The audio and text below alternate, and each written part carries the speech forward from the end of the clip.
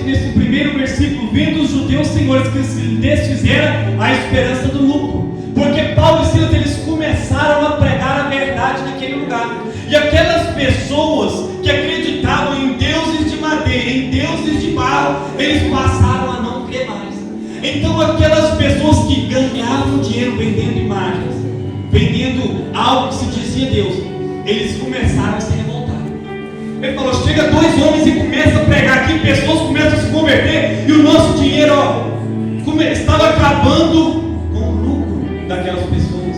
E nós sabemos que quando nós mexemos no bolso de algumas pessoas, essas pessoas se revoltam. E foi assim que aconteceu com Paulo e Silas. Eles mexeram com aquelas pessoas que tinham poder, aquelas pessoas que mandavam e faziam acontecer no mundo.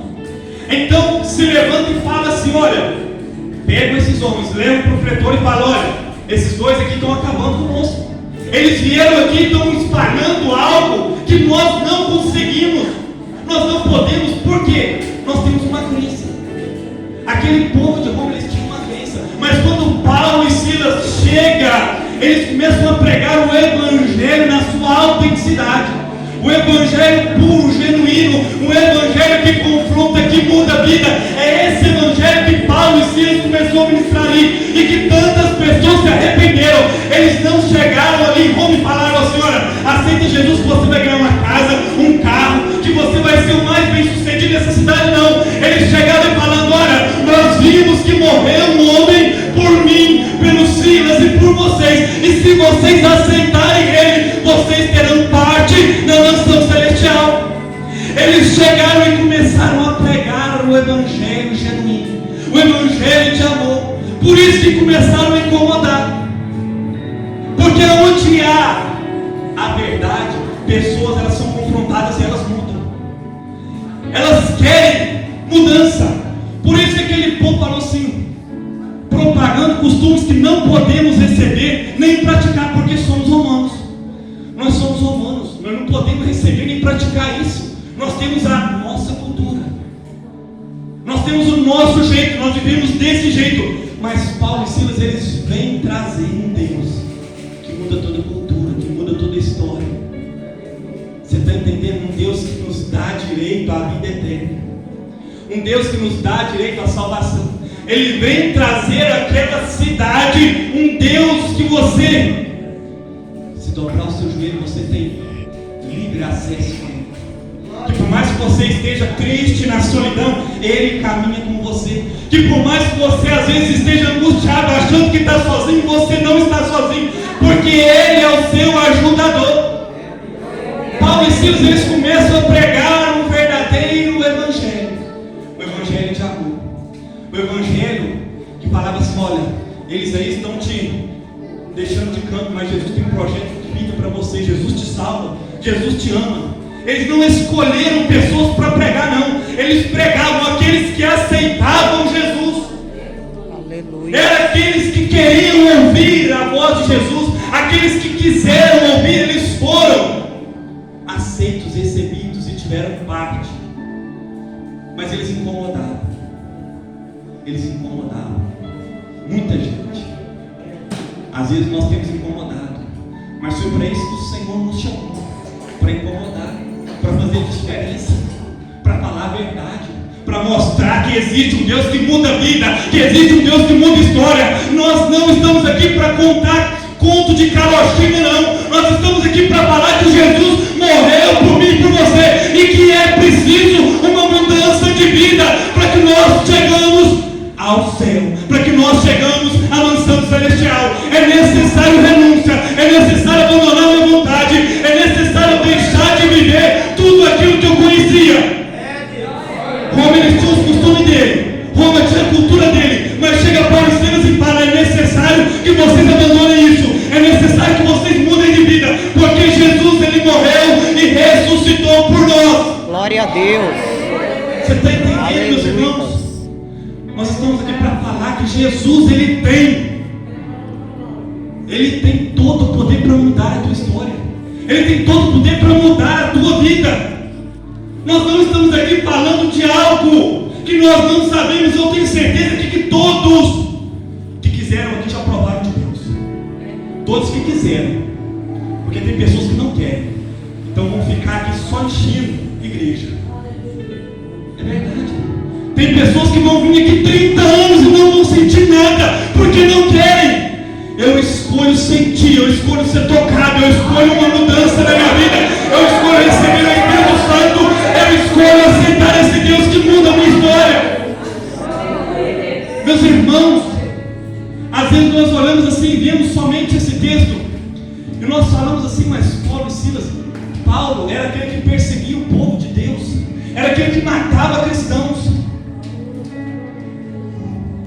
Essa semana eu estava no meu trabalho, tem uma pessoa que falou assim: eu não aceito a pessoa tirar a vida da outra pessoa e depois falar que se arrependeu, e depois falar que está tudo bem, que conheceu a Deus. Eu não aceito isso.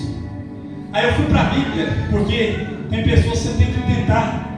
E ali eu falei assim: então Deus estava errado quando Moisés, mesmo assassinando Moisés, foi o salvador, o libertador do povo do Egito? Ela falou para mim assim: Deus estava erradíssimo. Eu falei para ela assim: eu nunca mais eu discuto com você, porque você não acredita em Deus. Porque o Deus que eu conheço, Ele não erra, Ele não falha. O Deus que eu conheço, Ele não erra, Ele não falha. Deus, Ele nunca erra, Ele nunca falha. Às vezes nós saímos do foco dele, às vezes nós que saímos da linha, que nós que saímos do caminho, mas Deus, Ele não erra. Deus é santo, Deus permanece em santidade. Ele não erra. Olha, eu nunca mais eu converso. Você não acredita em Deus, não tem como. Eu fiquei impactado com aquilo que eu ouvi, meus irmãos. Eu fiquei assim, falando assim: eu tenho misericórdia aqui. É difícil, tem dias que é só agora. Então nós vemos que Paulo e Silas, eles começam a falar do Evangelho, eles impactam, eles começam pessoas a querer ouvir: mas quem é esse Jesus que Paulo e Silas estão falando? Quem é esse Jesus que morreu por nós, mas nós não estamos sabendo? E Paulo começa a contar as histórias, começa a contar os milagres. Olha, Jesus fez isso, Jesus cura. Olha aqui na minha vida o que Ele fez. Levanta aí, eu tenho poder para dizer em nome de Jesus: levanta e anda. E as pessoas levantavam e andavam. Aonde Paulo passava os milagres, através do Espírito Santo e do nome de Jesus, acompanhava aqueles homens, e eles começaram a ver a transformação. Mas aonde há diferença, aonde há luz, há a verdade, há perseguição. Paulo e Silas, eles foram perseguidos.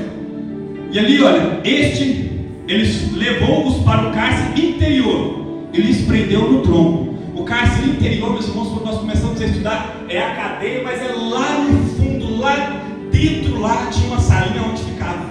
Eles estavam lá dentro, presos, com seus pés no tronco. Mas o segredo, quando nós estamos com Deus, falamos a verdade, andamos com Ele, nós não tememos aquilo que o homem pode fazer na nossa vida. Nós não preocupamos com aquilo que o homem pode fazer com a minha vida, com a sua vida. Se eu falo a verdade, se eu ando na verdade, se eu ando com Ele, aquilo que o homem pode me fazer não vai me atingir, porque eu estou andando com Ele. Paulo e Silas, eles eram assim. Eles prenderam, mas a Bíblia é tremendo esse, meu Deus. Por volta da meia-noite, Paulo e Silas oravam e cantavam louvores a Deus. Irmãos, aqueles homens, eles foram açoitados. E não é pouquinho açoite, não. Quando nós começamos a estudar, os açoites naquela época era algo violentíssimo, era algo que marcava, que doía, que sangrava. Mas por volta da meia-noite, eles oravam e cantavam louvores a Deus. Por volta da meia-noite, Paulo e Silas, com seu corpo dolorido, chorando. Imagina, o físico daqueles homens estavam destruídos, mas eles estavam orando e clamando e cantando louvores ao Senhor. Muitas das vezes nós estamos passando por pequenas provas, nós estamos passando por pequenos desertos, e nós não conseguimos mais orar a Deus, nós não conseguimos mais louvar a Deus. Nós falamos assim: eu vou parar, meu irmão, eu vou desistir, está difícil demais. Meus irmãos, Paulo e Silas, eles foram açoitados, eles foram apedrejados. Aonde que eles homens iam, eles eram humilhados em nome de Jesus, mas eles não paravam. Eles estavam presos, todo dolorido. Eles pararam. orando, louvando, adorando o nome do Senhor, daquele que tem todo o poder e toda a glória. O segredo, meu irmão, para aquilo que você está passando nessa noite é algo tão simples. O segredo para a prova, o segredo para a luta.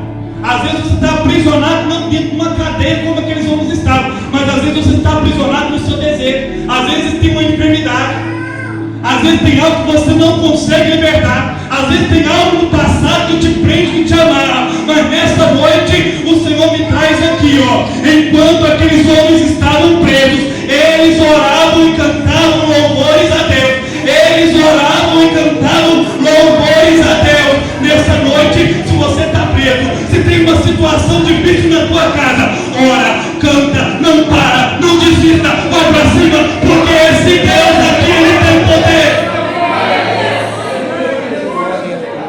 Meus irmãos, esse Deus, Ele tem poder. Mas está difícil, para Ele não está não. É impossível a minha causa, para Ele não é não. Ah, mas todo mundo que eu olho fala que não tem jeito. É todo mundo aqui, às vezes até eu. Mas tem jeito sim, minha irmã. Porque nós servimos um Deus que muda toda a história. Deus, Ele tira a pessoa do fundo do poço, Ele traz para adorar o nome do Senhor. Porque Deus, Ele não está preocupado com aparência. Deus, Ele não está preocupado com aquilo que eu e você consegue ver. Deus olha para dentro do coração e vê se tem adoração, e vê se tem louvor para dar, e ver se tem humildade, simplicidade para reconhecer que Ele é todo poderoso. Aleluia. E o que acontece, meus irmãos, quando aqueles homens estão louvando, adorando, não para. Olha para você ver algo. Pega aí. Eu dei uma lida ali rapidinho, meus irmãos. Oravam e cantavam louvores a Deus. Presta atenção. E os demais companheiros de prisão escutavam. Preste atenção nisso. Pega aí que o Senhor vai falar o seu coração. Às vezes, nós estamos rodeados de pessoas que só estão escutando. Só está escutando. Só está escutando. Cuidado com quem anda. Ninguém pode te levar ao céu. Mas aqueles que andam com você podem te tirar do céu. Você está entendendo? Ninguém pode te levar. Nem seu pai te leva, nem sua esposa te leva, nem seu filho te leva. Mas às vezes tem amigos que estão te tirando do céu. Tem aqueles que caminham com você que estão tirando do céu, estão tirando da presença. Então ali somente na prisão, imagino eu que tinham vários presos. 2 estavam orando e cantando ao Senhor. Os outros todos estavam ali, imagino eu, pensando assim: esses homens é doido. Eles apanharam, eles foram açoitados. Esses homens estão aí cantando, estão aí falando de Deus ainda. Ah, Deus, é porque eles ainda não tinham entendido o mistério. É porque eles não estavam mais preocupados com o que ia acontecer. Paulo e Silas, se eles morressem ali, eles estavam tranquilos, sabendo que a obra na vida deles tinha sido cumprida.